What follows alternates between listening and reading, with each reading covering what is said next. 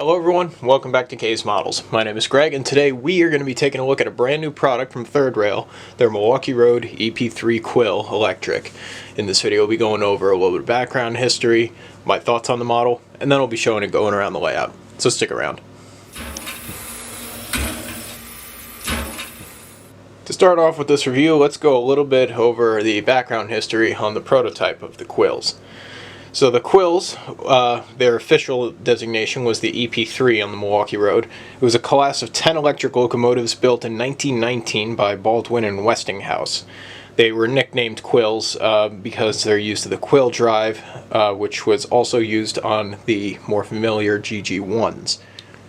The EP-3 was designed to be a competitor to the EP-2 bipolars. Both of them were going to be the main passenger service engines in the electrified sections of the Milwaukee Road, and the Quills were generally very well-liked engines by engineers and crews due to how they were much smoother riding than the bipolars and were much quieter, as well as much faster, being able to exceed about 70 to 80 miles an hour with relative ease. However, mechanically these engines were flawed. As you could probably tell, these were very large engines. When they were built, they based them on the New Haven's EP-2 class, which looks very similar. However, the Milwaukee Road's EP-3s were much larger and heavier. And unfortunately, due to the also much larger driving wheels, which are believed to be a factor, and just the general size of these engines, they suffered a lot of issues relating to frames cracking, broken axles, and a bunch of other issues just relating to just the sheer size and weight of these engines. There were attempts to try and alleviate these issues, including one radical change, which included them actually splitting one of these engines in two and turning it into a permanently coupled two-unit set. However, this didn't really seem to work. These engines would then just undergo a bunch of rebuilds and all sorts of stuff just to try and alleviate the frame cracking issues, which was usually fixed by using heavier steel and different idler trucks built by Commonwealth Delta in order to try and solve these weight-related issues. But as much as they tried to alleviate these issues, the Quills would end up being some of the first electric engines to disappear from the Milwaukee Road's roster. In the late 1940s, as the Little Joes started to enter the roster, the Quills generally started being pushed out of the roster as a result. A lot of the other electric engines, including the box cabs, the bipolars, those also saw a bunch of rebuilds during this era, and the Quills did not get those upgrades and rebuilds, and as a result, like just mentioned before, gradually retired and scrapped between 1952 and 1957. Alright, now let's move on to the model. So Third Rail delivered the EP-3s about early 2023, I believe, and with about 55 being made in 3-rail and 45 being made in 2-rail. Basic features of the engine include a plastic body with brass frames and truck side frames, as well as just a smattering of other brass details like all the many grab irons and steps that you'll see that make up the characteristic look of the Quills. Also have sprung pantographs. They are not motorized like on some Lionel and MTH models, and I don't believe there is a way from the factory to actually power the engine from them, but it shouldn't be too hard, seeing as they left that top part as metal and unpainted. This engine was also only available in this paint scheme from Third Rail. In real life they did see about a bunch of different paint schemes. If I remember correctly, these were delivered in an all-black scheme, similar to what the EF1 box cabs were delivered in. As for the drivetrain on this engine, unlike most Third Rail engines, this is actually a dual motor engine with one set of three. Each set of three drivers has its own motor to it. This is then powers and transferred via belt drive down to the down to the one of the drivers, and then out via gearboxes. As for electronics, it's just the normal ERR and cruise setup with Rail Sounds 5. The engine is also equipped with LED lighting all throughout, full cab interior detail. The doors on the front of each end of the cab, those are sprung, and fully working suspension throughout on all axles. One of the first things that stood out to me when I took this engine out of the box was, wow, this is a huge engine.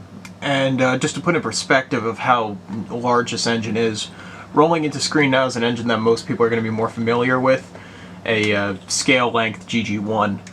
So right about there is coupler to coupler. It's a solid, I want to say, 10 scale feet longer. So if you plan on getting one of these, which as of posting this, I believe Third Rail still has a couple, make sure you have a spot on the wall that can fit this. Now, there were a couple of things that weren't quite right on this engine. The one issue that was most prevalent was when these were delivered, Third Rail put out a notice that the factory had accidentally painted over the contacts on the wheels, and this resulted in very poor operation.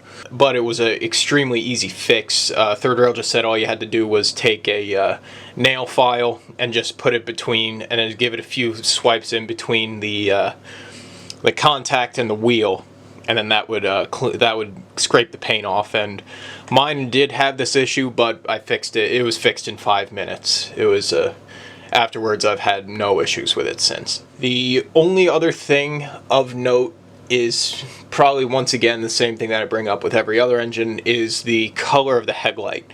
So these engines, in real life, they were equipped with arc lights for the headlights. You'll see that there's a little chimney on top. That's because these lights produce a lot of smoke. Now, arc lights, they were not yellowish incandescent. They weren't like that. They were much brighter, and they were also whiter. However, the LED that is in there right now is I think a little bit too blue, a little bit too cool for it. I think if it was just maybe a tiny bit warmer, to just be like a straight white color, that probably would have been a little better for this. One other thing is that this engine does produce a lot of motor noise. So there are points where the sound of the motors will actually intrude on the sound system in the engine. But at the same time, it is an electric engine. Didn't produce that much sound to begin with. So overall, these are kind of minor nitpicks on this engine. All around, everywhere else, very solid engine. Detail's amazing. The pulling power is great.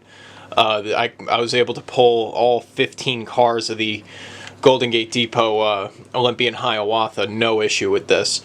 Hopefully, we'll see some more funky electrics like this from the future from Third Rail. I feel like that's a very untapped area of the hobby that I'd like to see more of. Alright, so without further ado, let's get into running this beauty of a model.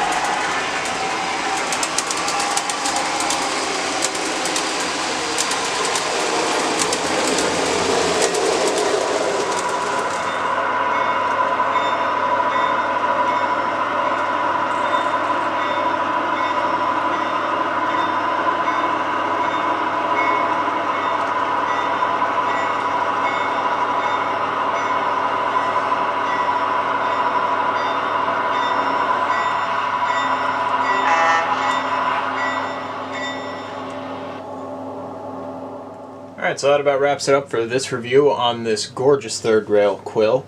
If you liked the review, be sure to subscribe to see more from me in the future, and if there's anything that I missed that you'd like to know more about, please comment down below. Thank you for watching, and I hope to see you in the next one. The Milwaukee Road.